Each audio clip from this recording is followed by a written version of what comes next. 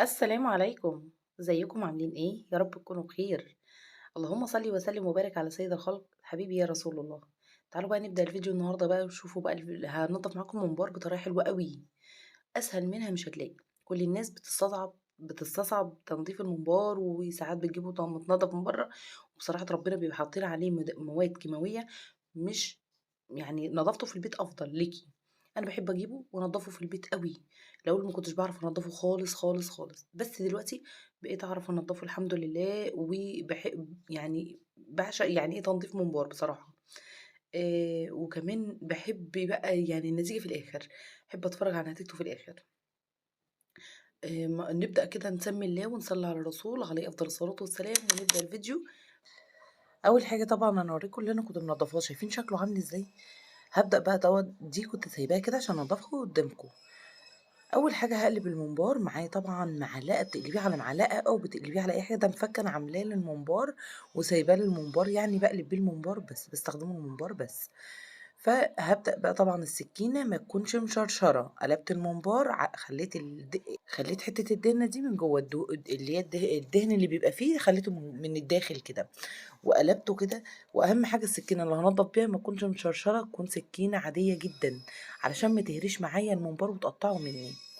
واروح حاطاه على السكينه وابدا اشده بالشكل اللي انتوا شايفينه ده، بس بالراحه طبعا عشان ما يتقطعش خالص. وانا حاطه مصفى طبعا في الحوض علشان الرواسب والحاجات اللي بتنزل منه كمان ما تسدليش الحوض وتبهدل لي الدنيا بعد كده، لان دي دهون بتنزل منه او حاجات اتساخ بينزل منه. فلازم طبعا نكون واخدين بالنا.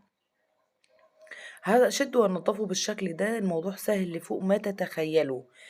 قبل كده نضفته معاكم بطريقة مختلفة تماما، حطيت فيه ملح وحطيت ملح ليمون، وحطيت فيه بيكنج باودر، وحطيت كمان خل وليمون وملح، ملح طعام عادي، وحطيته ونقحته شوية كل المواد دي تفاعلت مع بعضها.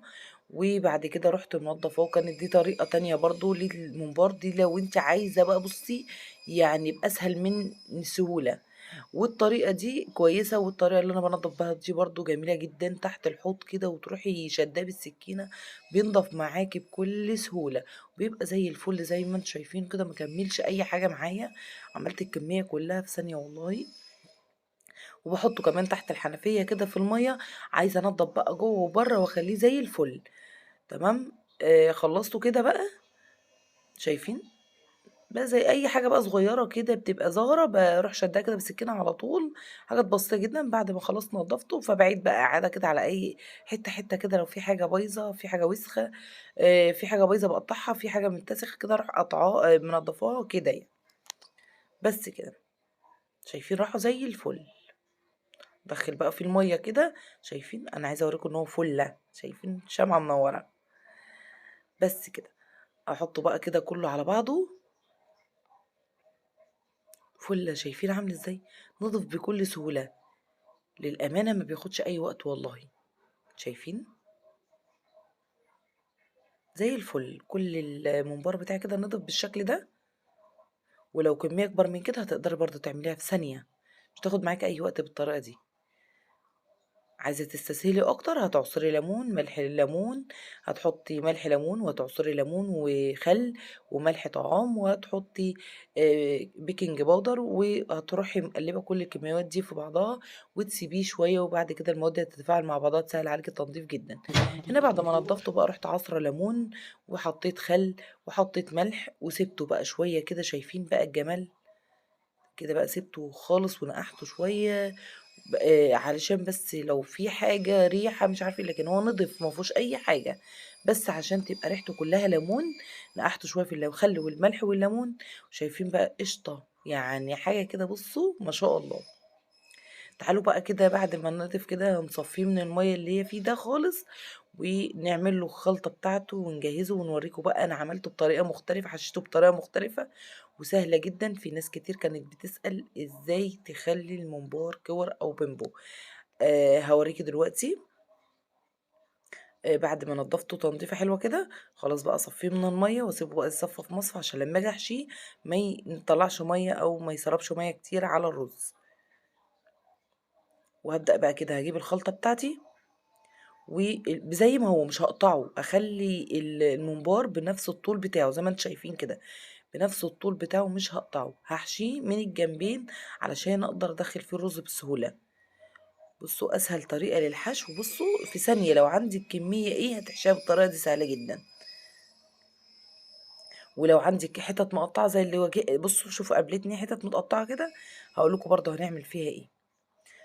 مش برمي اي حاجة من الممبار، حتى الحاجات اللي بتبقى مقطعة كده من اطرف او من النص، مثلا قابلتني حتة متقطعة اهي هحشيها برضه وهوريكم انا في الاخر هتبقى شكلها عامل ازاي. هحشي بقى الكمية كلها، بصوا انا ما قطعتوش، انا خليته بطوله نفس الطول بتاعه، هبدأ احشي من الطرفين كده.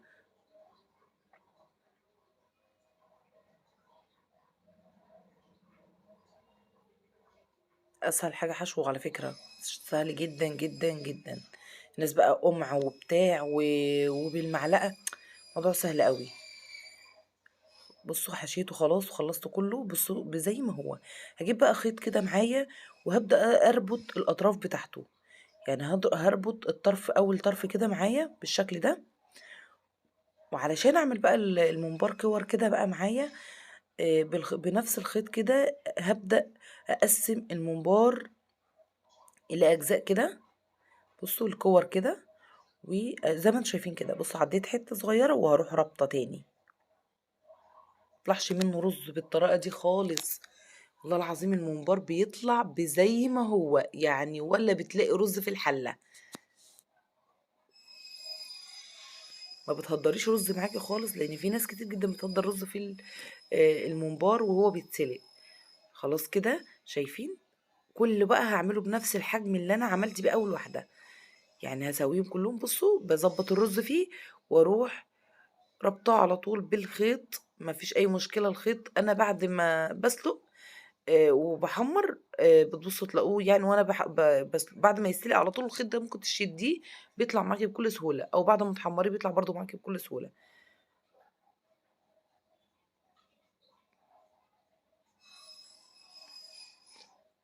بصوا بتساوي كده الممبار سِوَى بعضه، بتخلّي في فراغ سِنّة بسيطة، لإن أول ما بيخش الرز طبعًا عارفين إن هو بينتفخ والرز بيزيد، أول ما بيخش المَيّة الرز بيزيد. خلّصت الكمية كلّها شايفين بالشكل اللي أنتم شايفينه ده. إيه رأيكم بقى كده؟ جميل أهو زي الفل. تعالوا بقى هنحطه كده النار. طبعًا بُصّوا بقى الصغيّر، شوفوا القطع الصغيّرة اللي بتطلع معايا مقطّعة، ضبّطتها وربطتها من الجنبين، ما هدّرتش أي حاجة من ممبار واستخدمته كلّه. تعالوا بقى على البوتاجاز هنا حاطة حلة فيها ورق لورا وحبهان، وحاطة فيها كمان فلفل أسود وملح، واضبطي بقى الملح بتاعه علشان يطلع معاكِ متملّح وجميل. هاحط بقى الممبار كده بالشكل اللي أنتم شايفينه ده في المَيّة.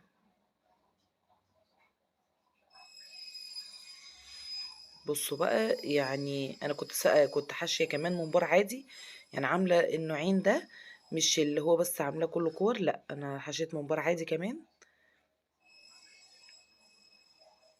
هسلق بقى كل الممبار. بصوا اول ما بتمسكيه بس من الاطراف كده، علشان لما تيجي تدخليه الميه ما يربط معاكي بسرعه، ما يفكش رز من الجناب. شايفين بقى بعد ما طلعته، ايه رايكم بقى في الجمال ده؟